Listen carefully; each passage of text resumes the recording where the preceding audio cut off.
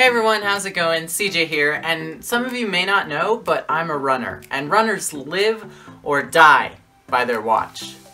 Okay, maybe it's not a life or death situation, but every runner has to have a watch. It's inevitable. So this creates a good opportunity to combine the two worlds, the world of tech, which I love, and the world of running, which I love. So you may ask, which watch do I use? Well, I use the Garmin Forerunner 220, and here's my review. The watch was originally released in March of 2014 alongside the Forerunner 225, and there are also the Forerunner 230 and the 235, which are newer and have a little bit more functionality. But new 220s are hard to find, and when you do find them, they cost over $150, and new 230s cost $250, and I just couldn't justify spending that much money on a watch, so I bought mine used off of eBay for about $65, and I'll explain more later about why I think that was a good choice for me. Looking at the design, it basically just looks like a normal digital watch. It is a little bit thick for my preferences, but it is a few years old and it is a GPS watch, so it's still acceptable. It's like a couple millimeters thicker than my iPhone. It does look sporty, but I do think it works for casual wear as well. There are 5 total buttons on the watch. There's the runner button, the back button, the light button, and the up and down scrolling buttons. And the buttons are good, not great. They're a little mushy, but they do click as well, so they get the job done. The front of the watch has the screen and the Garmin branding. Obviously the screen is nothing special, the pixels can be clearly seen, but it does have color and I have no problems viewing it when outside. The bezel to screen ratio is a little bit ugly, honestly, but you can tell that the screen wasn't Garmin's main focus when it comes to this watch, so it gets the job done as well. On the bottom is a sticker with all of the watch information, and it's honestly kind of disappointing because it starts to peel up and look a little bit gross after use, but there's nothing you can do about it. And on the left side are the 4 charging pins. The charger is a clip cradle, so you won't be able just to set your watch down on the charger and have it charge wirelessly.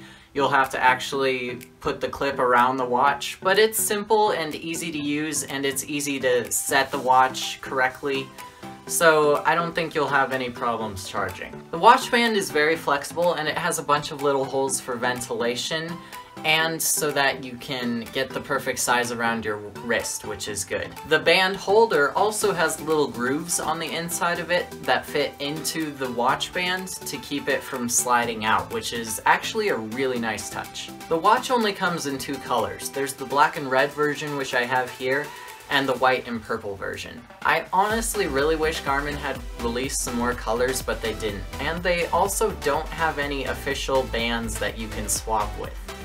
You can buy cheap bands off of eBay to swap with your watch, but the watch color was specifically matched to the band color that it comes with, so any cheap bands off of eBay probably won't look too good with the watch. So yeah, honestly, customization and colors are kinda lacking with this watch. The battery life is good. If I go for a run every day, it usually lasts a little less than a week.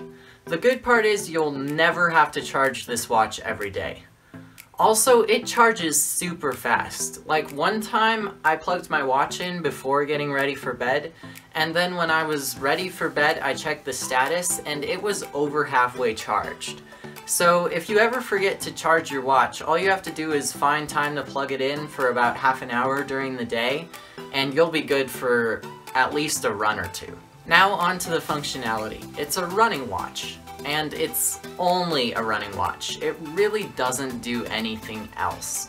So if you're looking for a smartwatch, this is definitely not the option for you. The time, date, and battery life are shown on the main screen, and pressing the runner button twice unlocks the watch, and it immediately starts searching for GPS signal. You can turn the GPS signal off by scrolling up, and this will allow the watch just to track your run using only the motion sensors. So if you're running indoors or on a treadmill, this is good. The time it takes to find GPS signal varies a lot. If you're in a place where the watch already knows where you are and you've gotten GPS signal there before, the GPS will load almost instantaneously. But if you're in a place where the watch doesn't know where you are and you've never gotten GPS signal there before, it can take as long as 5 minutes, which can be really frustrating when you're ready to go for your run.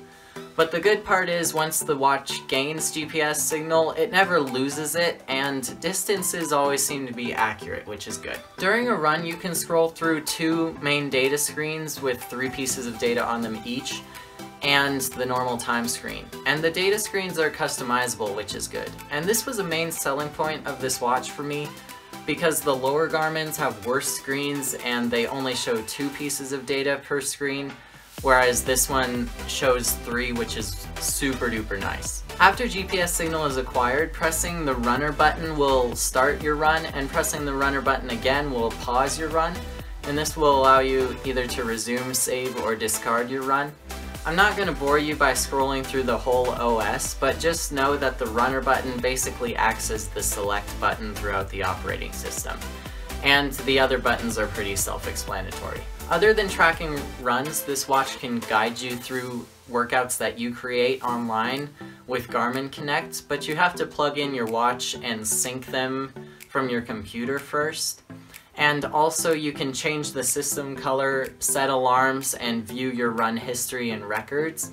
But that's about it for functionality of this watch besides all the other normal settings. The Bluetooth works well. You have to unlock your watch first for the Bluetooth to turn on, but from there you can sync your watch with the Garmin Connect app.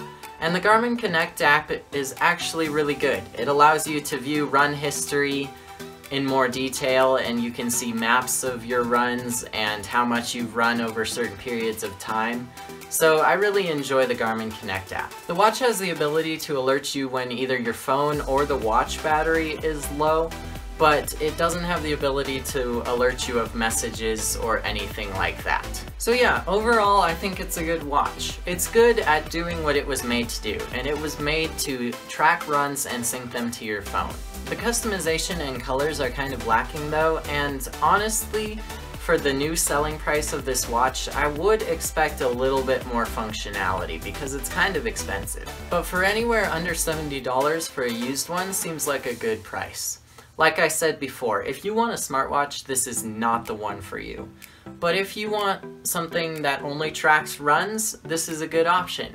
I can't recommend buying it for the new price of $150, but if you can get one for under $70 used, I definitely would say go for it. But yeah, I think that's about it for this video. I thank you very much for watching, and if you're new around here, be sure to subscribe and hang around, you know?